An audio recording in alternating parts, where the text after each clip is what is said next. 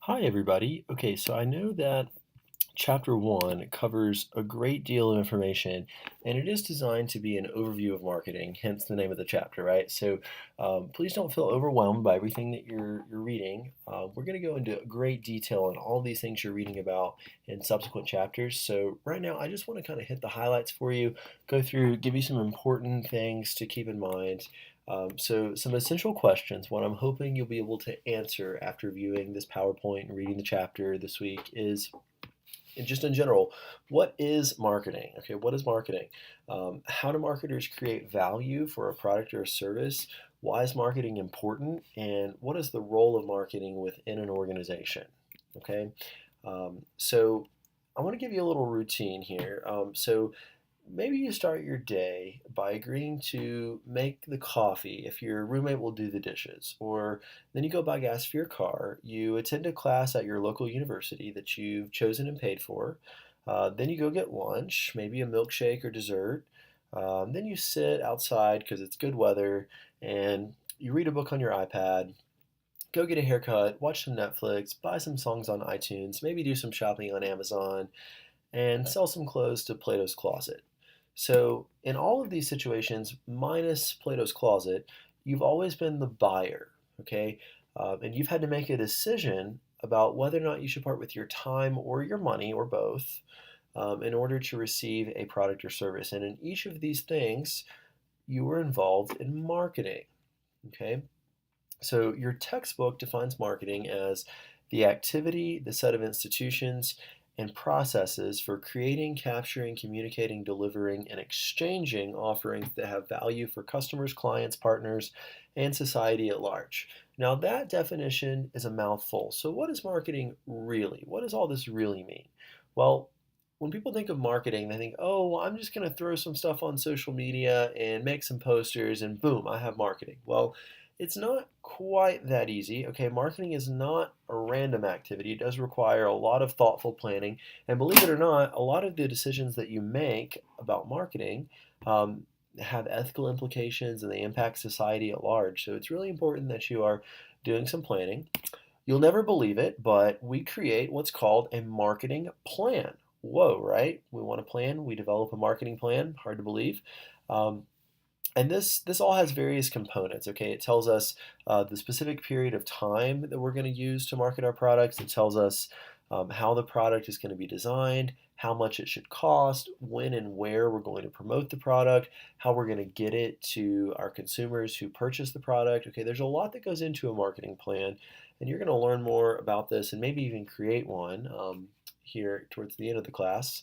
Um, but this something to know about these marketing plans and just marketing in general. We have six core aspects of marketing, okay? And we're going to go through each one of these individually.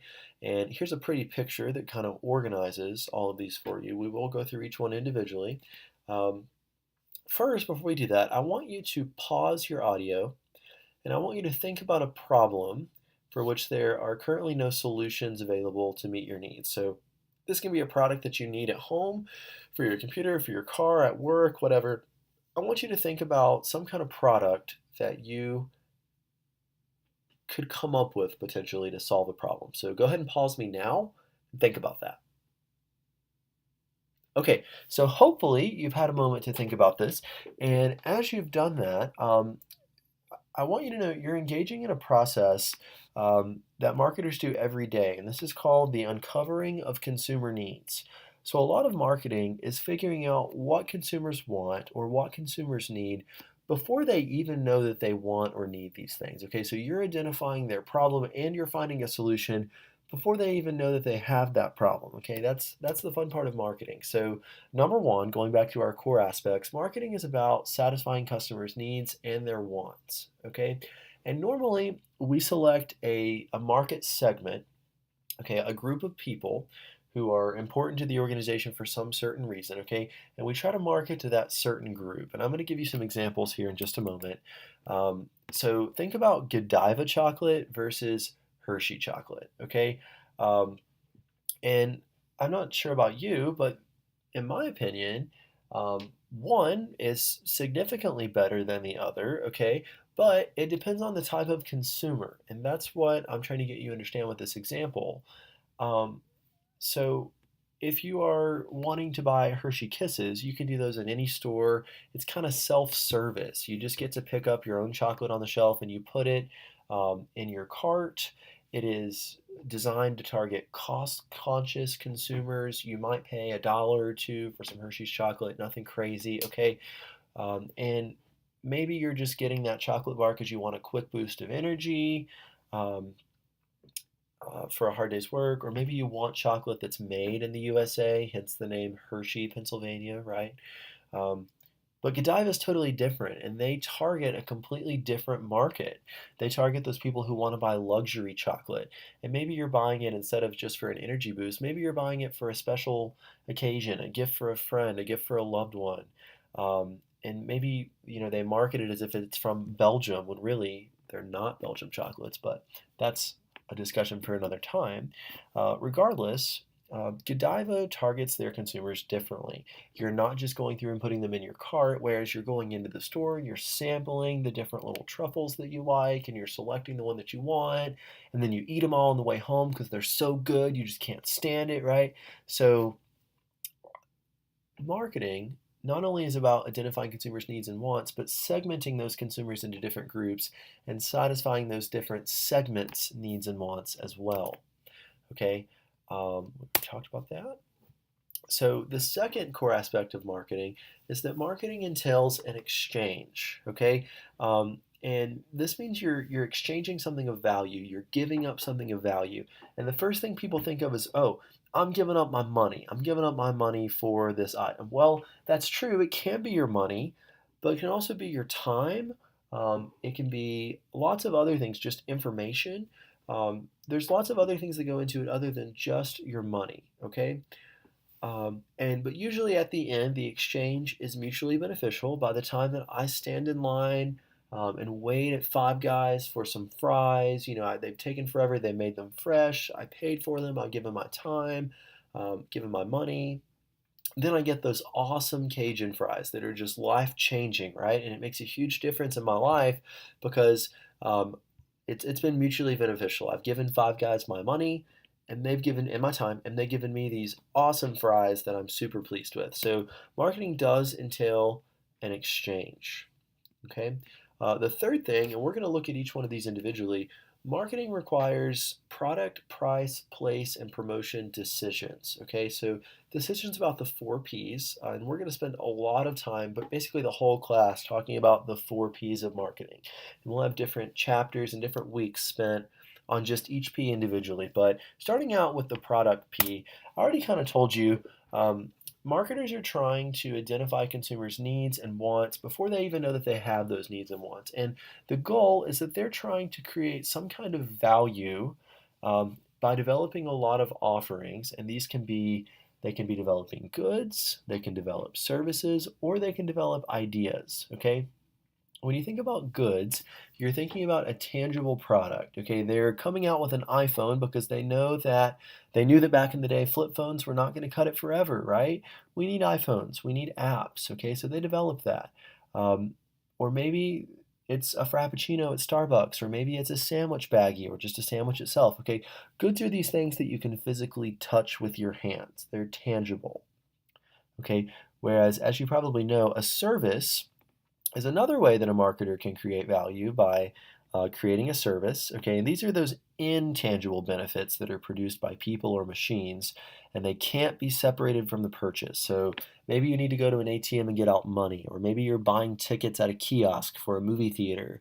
Maybe you're attending a theatrical performance, or you're flying in an airplane. Okay, all of those things are services. And the last item for which marketers might create value through a quote unquote product are ideas. Okay. And I think this is the hardest thing for students to conceptualize.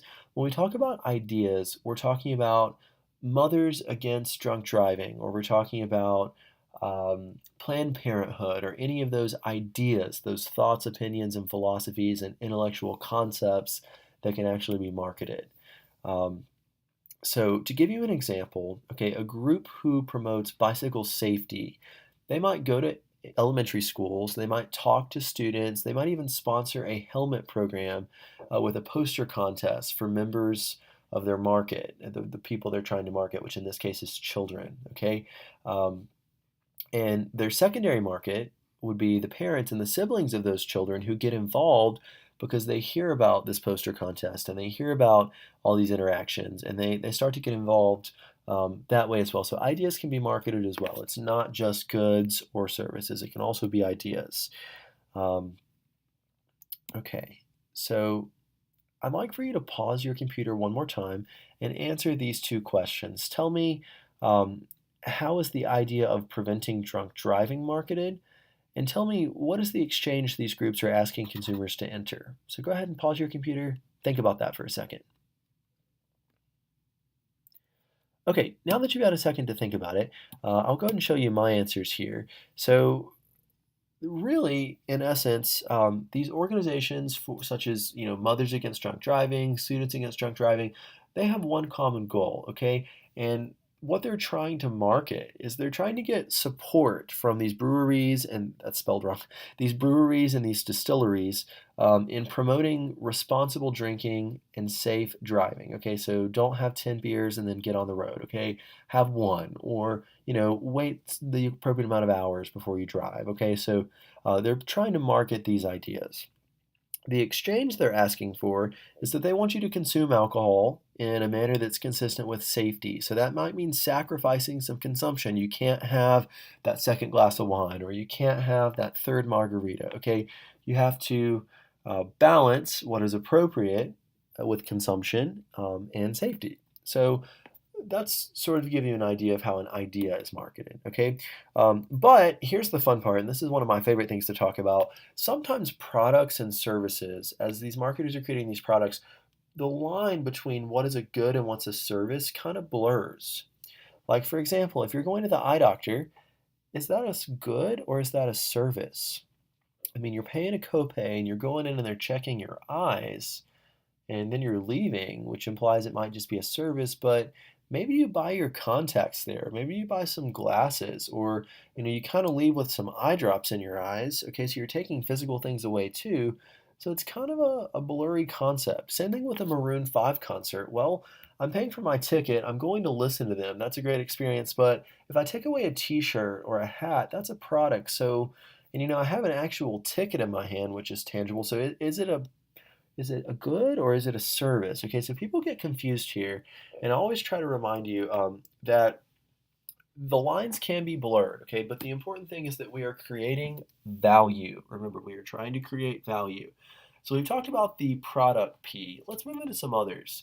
Um, so I always like to ask students this question, and it's, what do you think of when you think of price? And I get a lot of different answers, but usually the first thing everybody says is, you guessed it, cha-ching, cha-ching, money. They always think of money. Well, price can actually be a lot more than money. It can be your time, it can be your energy, and it can be your money. Okay, so it's lots of different things. It's whatever you give up for what you get. Okay, so price is everything a buyer gives up in exchange for the product. It's not just money. Okay, a good example of this is air travel.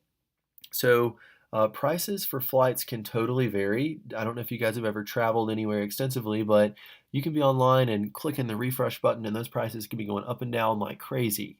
And it varies based on the demand for the flight, the timing of the flight, the destinations, and you may compromise on something. You may decide that, hey, I want to pay a little bit more for a flight that I'm not going to have any connecting flights for, or one that gets me there a little earlier, or one that maybe I'm willing to compromise on those things for a cheaper price. Maybe I want to pay $100 less but have 6 connecting flights. Okay, so price is not just money, it's a lot of other things as well. Okay, and the big thing here is that a lot of people are now in today's world paying for convenience, with the trade-off being cost. Okay, so maybe you pay a little more to go to CVS and buy some toothpaste because you forgot yours, but maybe it saves you a trip to Walmart, or maybe you don't have time to order it on Amazon. So price is more than just money, and that's important to keep in mind. Um, the difficult part for marketers is that you fall somewhere in between. You have to decide that appropriate amount between how much customers are willing to pay so that they're happy with their purchase and satisfied, and also the amount that's acceptable so that the seller can still achieve a profit. So it's a balancing act in the end. Okay, the third P that we're going to be talking about in this class, and I'm going through these kind of quickly because we are going to spend a whole week on price and a whole week on place and a whole week on product and so on and so forth. So don't stress about how quickly we're going through these. This is just designed to be a quick overview, okay? But place is talking about supply chain management, which you will probably take an entire class in supply chain management. But essentially, this is just talking about essentially how we get the right product to the right consumer at the right time in the most efficient in the most efficient manner, right when the customer wants it. Okay.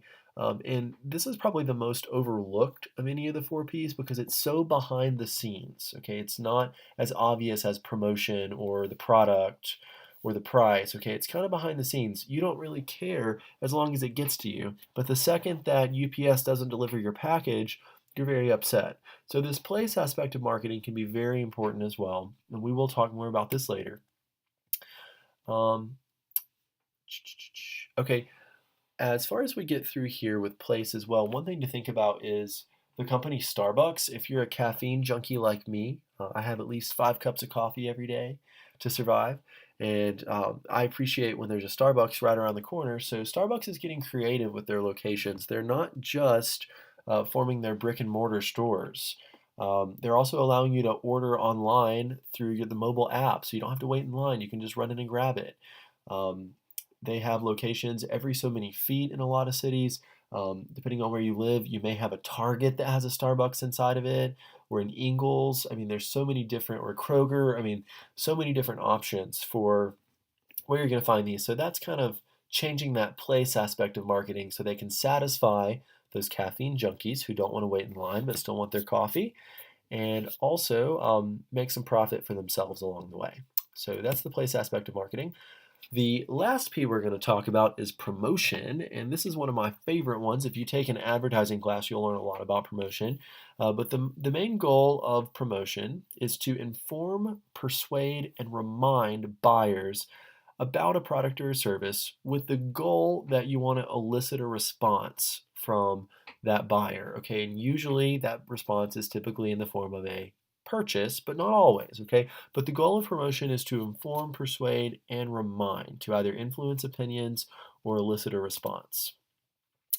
Um, okay, and this is the point where I would like for you to please pause this video and access the 4Ps crash course video that I've placed for you in under the week 1 module. You will find the 4Ps crash course video. I'd like for you to watch that really quick just to get another little overview of the things that I've told you. Like I said, the 4Ps are going to be very important as we move on throughout the rest of the course because you will be using them daily. Okay, so please make sure you know those. I'm going to skip this for now. Okay, a fourth thing that I'd like for you to know is that marketing is not just performed by organizations. Okay, everybody thinks, oh, well, only companies can be marketers.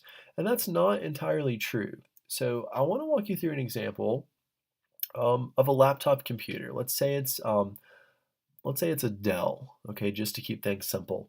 Well, Dell, they might make this computer and then they sell it to the retailer. Like, I don't know about you guys, I always go to Best Buy, okay? So Dell, the manufacturer, they take their computer and they sell it to Best Buy. So in this case, Dell, a business, is engaging in marketing. They are selling their product to a retailer, in this case, Best Buy. So this is a business to business transaction because a manufacturer, Dell, has sold the product to a retailer, Best Buy, business to business, okay? But then you come in, consumer A, and you go to Best Buy and you purchase this Dell computer. So in this case, that is a business to consumer transaction where Best Buy has advertised, oh, we have all these great Dell laptops that we'd like for you to purchase. So, and you came in, you fell for it, you purchased the computer. So that was a business to consumer transaction where Best Buy convinced you, the customer, to buy their product. Okay, but what happens a few years later when you get sick of your Dell and you decide, hey, MacBooks are the new thing. Apple is where it's at. I'm going to go and I'm going to buy an Apple computer. And then you want to sell your Dell. Well, through consumer to consumer marketing, you sell it to your friend Sherry. Okay, and maybe you communicate it to Sherry through Facebook Marketplace, or you're posting it on Facebook to sell, or whatever. That's consumer to consumer marketing. Okay, so it's not just organizations, consumers can market too, market their products also, which is why we call that consumer to consumer, or C2C marketing. Okay. C2C marketing is becoming more and more prevalent in today's world. You see Etsy, Craigslist, eBay, um, lots of organizations out there, Facebook Marketplace, all that stuff. So becoming more and more prevalent.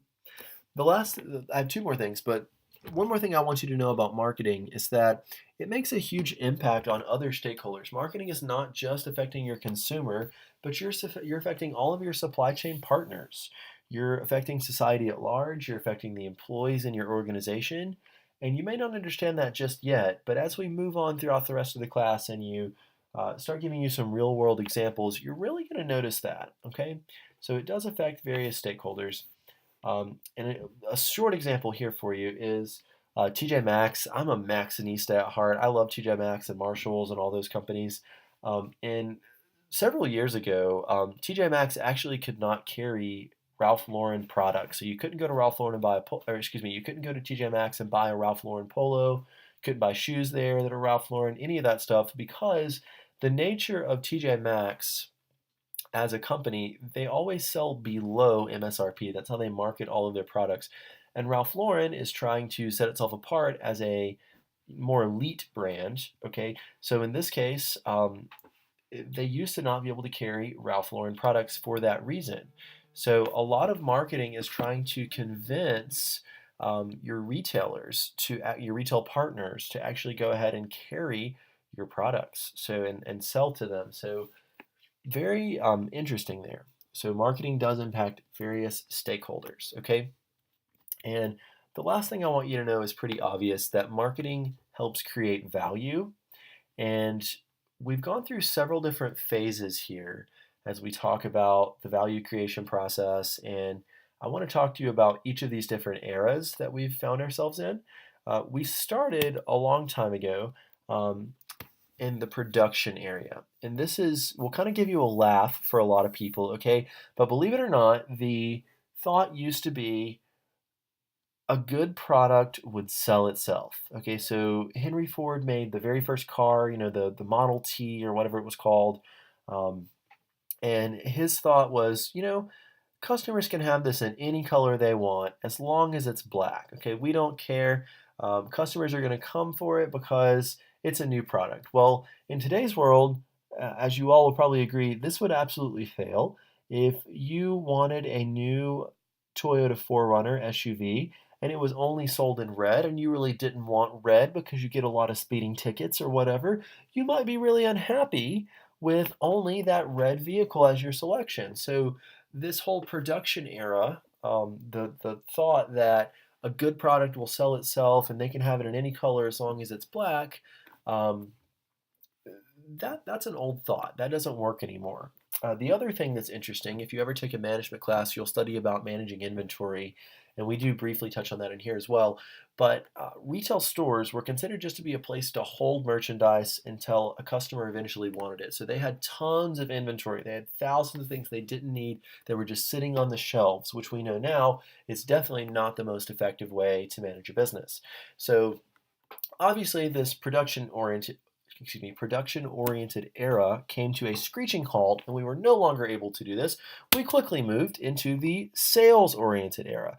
This was right about the time of the Great Depression and World War II, when everybody's starting to plant gardens and save money. Instead of buying their own produce, they're going to grow their own foods.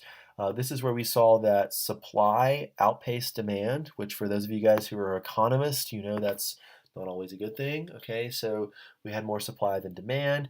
And what happened is this became the sales oriented era because this is when those old car salesmen got really angry and you found heavy doses of personal selling and advertising. They were in your face about it. They were trying to get you to buy that car. They were really pushy, okay? Um, so obviously, this also didn't last very long because not many of us respond to those pushy sales personalities very well. So we moved quickly from the production to the sales, now to the market era. And this is interesting. This is the era when marketing was discovered, which is why we call it the market-oriented era. Wow, we marketers are creative people, right? So this is cool because um, this is the time when we got to think that the customer was always right and the customer became king. This is when that phrase was coined, okay? It became a buyer's market. We got to have choices. We got to care more about the quality of our products, and there was competition for pricing, and we cared about convenience, and all of those things were starting to become more prevalent. Um, and we've evolved, believe it or not, past this market oriented era all the way to what we call now the value based era. Okay. And so we've come full circle now. This is the era where we are now. And this is where we learned, well, hey, we can't just figure out what consumers want and need, but we also have to be able to compete with our competition. We need to be able to give greater value. So we need to start comparing our prices. We need to make sure our quality is better. This is where marketing that was created in the previous generation, the previous era, became more of a big deal, okay? Because we started to have to differentiate ourselves and change the way we market our products. So um, these are all of your core aspects of marketing. But like I said, today we're still in this value based era, and you're going to hear this word value tossed around all throughout our class. Value. Marketers need to create value. Your product needs to create value. It's going to be something you hear over and over and over again, and it's very important. So I want to take a second to define value for you. And in my words, value is just what you get for what you give. Okay? What you get for what you give. This doesn't mean that your product is inexpensive. Okay? It just means that you're implementing some kind of strategy according to what marketers value. So, and I'm going to give you some examples here. Something really common that you guys have probably all done is you've probably designed your own Nike shoes online. Now, maybe you haven't ordered them yourself, maybe you've just designed them, but Nike shoes are a really good example of what we call value co-creation. And this is where customers, the buyer, actually gets to collaborate with the manufacturer or the seller in this case to create their own product. So rather than Nike having to sit and think about all the possible color combinations that you might want with your new pair of shoes, you just go online and you design your own shoes and buy them, and you get exactly what you want. So this is sort of a creative way to provide value to consumers because they're essentially doing all the work. They're designing what they want. So it's value co-creation. Um, so in this case, what you get is your perfect customized product, and what you gave was some time designing your product and your money um, in purchasing the product. Okay, so value co-creation. You can also stop here at these little progress checks if you'd like, and make sure you're following along. You can pause and rewind the video as much as you need to review all these things and make sure that you can answer all these questions. But just a hint, I would really study these and the Quizlets as you're preparing for those quizzes you have coming up. Okay, so just hint there. Okay, so we're going to move on. And feel free, like I said, if you need to take a break or pause, that's the cool thing about an online class. You can start and stop this as many times as you need to and replay. So we've talked about how we're in the value-based era and how that's a good thing and value is great. And we want to try to strive to always create value. But I think it's important to also explain to you, well, hey, how do these firms get more value driven? How do they do that? And we're going to run through 4 different ways as to how that happens. First, starting with the sharing of information. And I actually did a lot of my graduate studies in marketing analytics. It's one of my absolute favorite topics of marketing. And it's so interesting. I don't know if you guys are ever, if you use Netflix or Amazon, or if you shop at Kroger, or if you go to Starbucks or anything, but um, all of these places have something in common, and that is that they engage in marketing analytics. They essentially track you and what you purchase. So they look at how, when, why, where, and what you buy. Okay, Kroger does this with their little loyalty card. Every time you put in your phone number or you scan the barcode when you're buying groceries, they look at what you bought, what time you bought it, when you bought it, at which store you bought it, and they target you with coupons and digital promotions and things to keep coming back and buying those things there. Um, Netflix provides recommended things for you to watch based on your past history of what you've been viewing on Netflix. Amazon even sends you emails when they see things that you've purchased or have been looking to purchase. They send you an email, oh, this price has been reduced, and they change those prices to customize to you as the consumer to know, oh, well, he's not going to buy this until we drop the price a few more dollars. So let's drop it and send him an email saying today only, and boom, he's going to buy it now, right? So marketing analytics is a big way to create value for consumers. It's a really big thing, and we're going to spend a lot of this semester talking about it. But just to give you a brief little introduction for today. Um, Okay, the other thing is marketers have to strive to make sure we balance benefits with cost for our consumers. So, going back to that Hershey chocolate example, the people who buy Hershey's just want to be like this guy right here in this picture. They want to pick it up and throw it in their cart for $1, and then they want to check out with it and be done, and maybe eat it part of it now and put the rest of it in a Ziploc and eat it later. Okay. Um, they wouldn't do as well if they had all these fancy stores with highly paid salespeople to sell their products and free samples. They'd have to charge a lot more for their product, and they would lose that market segment that we've talked about earlier. They've targeted that maybe lower income, convenient seeking lifestyle consumer who just wants some chocolate for an energy boost. Okay, whereas Godiva is totally different. They have all those bells and whistles and all those perks, but generally the people who buy Godiva chocolate are not the same customers who are buying your Hershey chocolate. So again, you're balancing your benefits with your cost. It would cost Hershey's a whole lot more to have those fancy stores that just sold Hershey chocolate and highly paid salespeople and all that. Okay, so it depends on your market and what your customers want and need. The last thing that's really important is building relationships. And I'm an Apple guy, so I'm going to use an Apple example. And all of you Google and Samsung and Android people are going to get tired of that this semester a little bit. But I'm a loyal Apple consumer. Okay, I have the iPhone, the Apple Watch, the iPad, the MacBook, all the above. Um, so that being said, Apple is great at building long-term relationships with their consumers.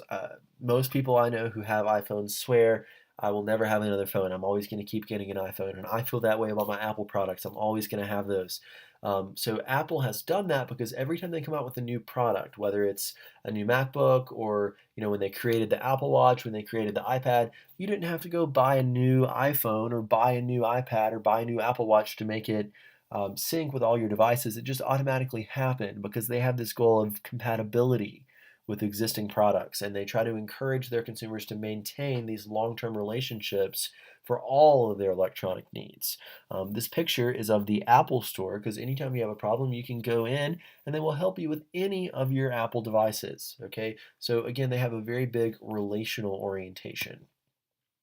Um, okay, one thing I want to talk to you about as well is CRM, which is an acronym that is short for Customer Relationship Management. And this is something we're going to spend a lot of time on. But to build that relational aspect of marketing, we use CRM. And this appears a lot of times in the form of loyalty programs and other such things. But the goal here is just to identify and build loyalty among the firm's most valued consumers. And usually your most valued consumers are your biggest spenders, which I'm sure you could easily guess. Um, some firms that already do this are Amazon, Netflix, Wayfair.com. Lots of people engage in CRM, but essentially they're collecting your information. And I already told you how Amazon did this earlier. They're collecting your info, figuring out what you need, and then using that information to target you specifically with products, services, and special promotions that they think you will need. So if you've never heard of Wayfair or Amazon before, go on Wayfair's website, look up something, go shop for a dining room chair, and then get back on Facebook, and boom, you're going to have 10 ads from Wayfair. Same thing with Amazon. log into your Amazon account, search for toilet paper, okay? And don't purchase it. Sign out of it after that. Within a few hours, maybe 24 hours, you'll have an email from Amazon saying, oh, here's your price has been dropped on toilet paper. You should buy some. Okay, that's CRM. That's CRM that makes that possible. And we use CRM systems in order to build relationships, like we talked about earlier. Okay. Um, as I've talked about all this stuff, I threw a slide in here about social and mobile marketing, which is one of my absolute favorite topics in marketing. And we're going to spend a lot of time talking about social and mobile marketing. My master's degree is actually in social and mobile marketing. So, one of my favorite things to talk about. But since we're talking about Amazon and CRM and all that, I felt like it would be appropriate to give you just a brief little overview of this here. It's hard to believe, but 97% of marketers are using some kind of social media to promote their business. And almost 4.2 billion people are on social media sites through their mobile devices. So that's a very, very large percentage of the population. But um, I want you to guess very quickly in your head what percentage of the world's population actually uses Facebook. Take a second, think about it, and guess. Okay, you got your number? I hope so.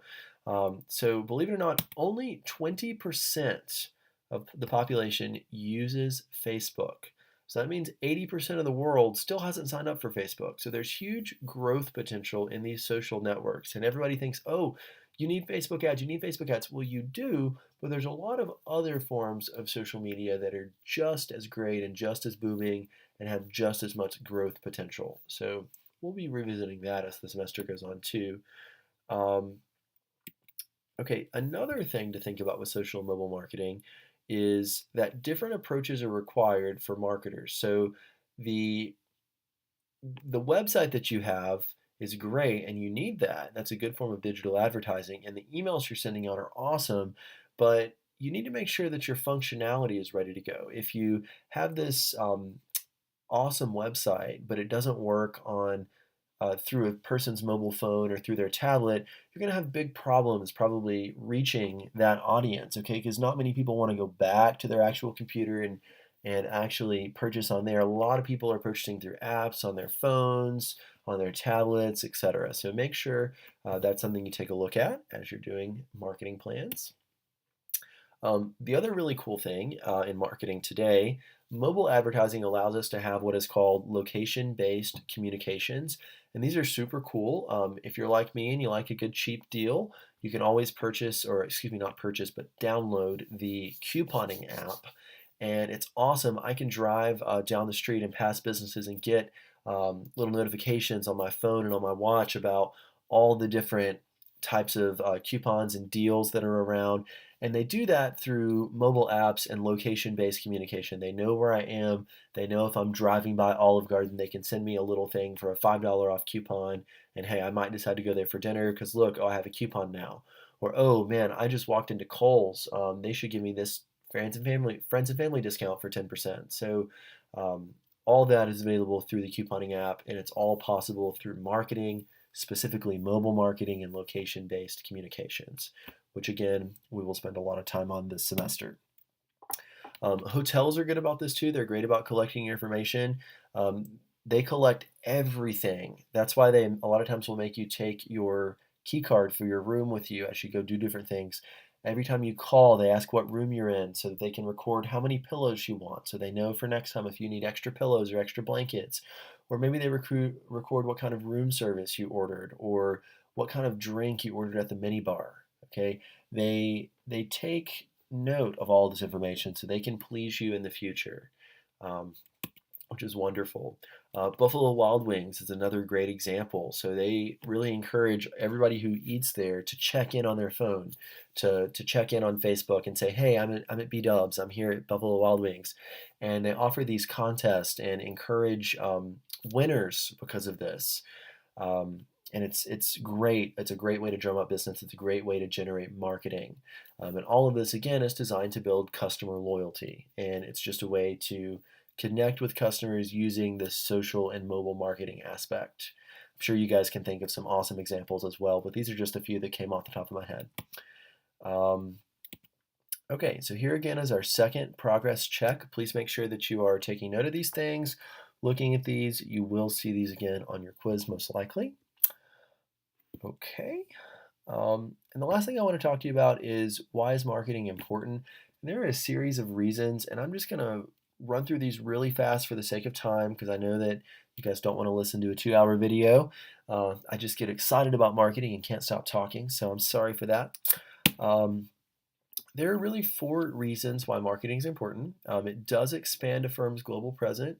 It allows you to be pervasive across various channel members. It enriches society, and it can be entrepreneurial. So as you look at these, um, no matter where you're going, if you go to Kroger and you're putting things in your basket or your cart, you likely don't have all products just from the US. You might have apples from Mexico and jeans from Japan, electronic items from Korea. Okay, you're going to have a lot of different things. So, marketing allows customers to expand their global presence. Um, it also enriches society. Okay, so if you're at a grocery store, it's really easy for a parent to pick up a chocolate bar and say, "Here, eat this. Sugar, be quiet, eat this," right? Well, that's great, but it's not very good for society. So, marketing has actually contributed to a lot of stores like Kroger will actually put baskets of free fruit in their store so that you can pick up an apple or a banana or an orange as you are shopping to give to your children and allow them to you still quiet them, you still offer the same goal, but you're enriching society because you're contributing to childhood obesity. Okay, and Kroger actually was in the news for doing this, for starting this campaign with the fruit in grocery stores, which really did target that nationwide obesity issue. So that's important. Um, the last thing I want you to know is that marketing can be entrepreneurial. A lot of people, like Oprah comes to mind in particular, um, she tries to fill the void in people's lives and unfilled needs and, all of those sort of, I'm blanking on this term, all of the like Maslow's hierarchy of needs, all of those needs. So marketing in some degree can also be entrepreneurial, and then it does bring you income in the long run. So here's a little diagram that just helps you to see why marketing is important, and you can read more about this in your text, but this will just give you a brief little overview of that. And I hope you guys have enjoyed our lecture here. If you have any further questions about this, feel free to shoot me an email. I'm always available anytime you need me. Don't forget, you do have a discussion board. For chapter 1, you have a discussion board that actually accompanies chapter 5. So after you watch next week's video on chapter 5, you have a discussion board that combines both of these chapters because they're both kind of introductory. So I hope this is helpful to you, and I hope everybody has a great week. Take care.